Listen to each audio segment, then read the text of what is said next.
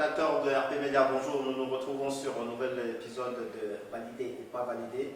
Alors, pour ce nouveau numéro, nous allons traiter de 5 sujets. Donc, le premier, vous avez dû voir durant tout le mois de tout cet été, Akon Lighting Africa.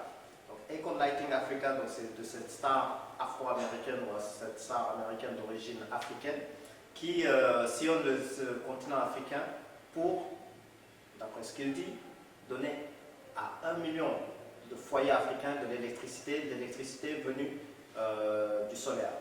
Alors, en regardant à peu près, en regardant les commentaires au niveau des réseaux sociaux, il y a beaucoup de critiques qui partent du simple fait qu'ils se disent, mais attendez, Akon Lighting Africa, lorsqu'on décompose ce mot, c'est du style, Akon va donner du soleil ou va donner de l'électricité à l'Afrique. Et il y a d'autres qui viennent, qui disent qu'il ne peut même pas donner de l'électricité dans son pays d'origine. Qu'est-ce qu'il va faire sur 1 million d'Afrique?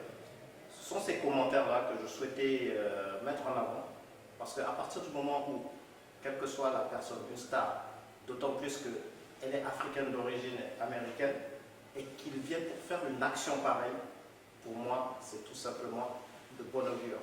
Donc, surtout pour les critiques non constructives, essayez tout simplement d'avoir une critique qui permet de faire avancer les choses. Donc, Akon Lighting Africa, pour moi, c'est validé et qu'il continue tant qu'il est dans l'action. Alors, deuxième sujet, l'Éthiopie. L'Éthiopie qui va se doter donc d'une centrale spatiale, et donc qui va envoyer sur orbite son premier satellite géostationnaire, satellite de télécommunication.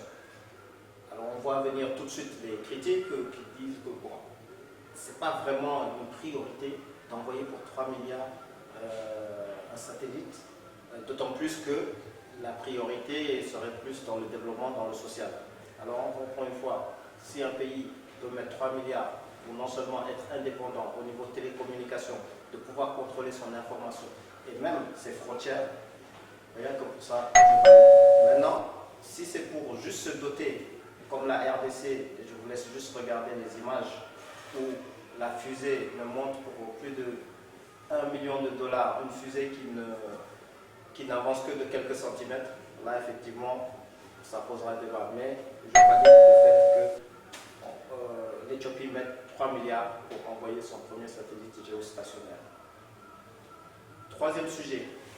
Vous avez suivi ce feuilleton depuis le mois de juin, depuis le mois de mai d'ailleurs, avec le soulèvement populaire qui a eu lieu au Burundi, et que Nkurunziza est passé pour le 3e mandat consécutif en violant, comme on peut dire, la Constitution qui lui permettait que de se présenter 2 fois. Mais bon, comme un roi, il a changé à son avantage les statuts de sa Constitution. Et pour ça, je reprends toujours cette expression de Barack Obama qui disait « Les institutions doivent être plus fortes que l'homme et surtout que lui-même, en se présentant pour une 3e mandat aux États-Unis, il pouvait gagner.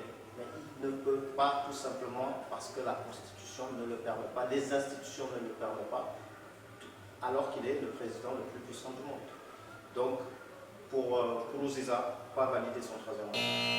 4e sujet, nous allons revenir au Mali sur la MINUSMA. La MINUSMA qui met carrément une frontière à l'intérieur du Mali, une zone, disons que c'est la MINUSMA qui contrôle cette zone, et où, que ce soit l'armée malienne, que ce soit les rebelles, doivent demander la permission pour accéder à ce territoire. Un État dans un État. Si la MINUSMA peut se permettre ce type d'action, je valide. Valider, parce que tout simplement ça met en avant la faiblesse du gouvernement malien. Ça met en exergue et ça met aussi en avant la faiblesse tout simplement des forces armées maliennes. Donc si la MINUSMA peut se permettre de venir dans un État indépendant, entre guillemets, et se permettre de prendre une portion de territoire, que ce soit au nord ou partout, et dire que c'est nous qui faisons la loi ici, et qu'il n'y a rien d'autre au niveau de la Constitution ou au niveau même des autorités locales maliennes pour empêcher cela. Validé. Cinquième et dernier sujet, on reste toujours au Mali. Ça concerne l'hôpital Gabriel Touré.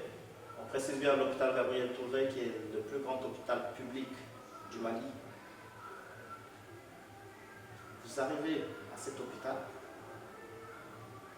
même moi je suis ému, même en vous le disant, c'est la saleté, les ordures, les odeurs, le manque d'hygiène total dans cet hôpital. Et pour vous faire soigner, on est obligé carrément de payer. Et mieux, on va vous démarcher pour vous emmener les propres médecins qui sont à l'hôpital Gabriel Touré. Les médecins vont vous démarcher pour vous amener dans une clinique où ils sont salariés. Et si jamais ils n'arrivent pas à vous soigner et que vous êtes condamné, on vous renvoie à l'hôpital public pour tout simplement soigner les statistiques de la clinique. Pour moi, non seulement c'est pour un pays comme le Mali et pour le plus grand hôpital, ce n'est pas du tout normal. Et rien que pour ça, non validé. Voilà, donc c'était le numéro 2, donc de valider ou pas valider. Comme toujours, vous pouvez valider ça sur le site web, sur rpmedia.com, sur le Twitter, @rpmedia avec S, et même sur les comptes Facebook. Donc, je vous retrouve pour une prochaine validée ou pas validée.